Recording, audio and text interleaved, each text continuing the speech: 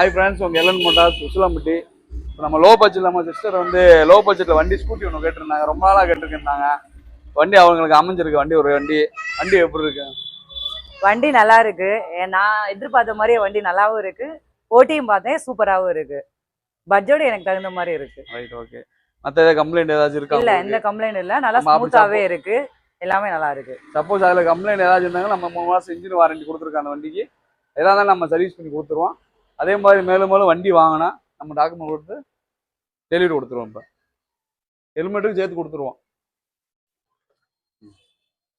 பரவாயில்ல, ஹெல்மெட்டும் சேர்த்து கொடுத்துட்டாங்க. ரொம்ப தேங்க்ஸ். சிங்கப்பெண்ணே ஆணினமே உன்னை வணங்கு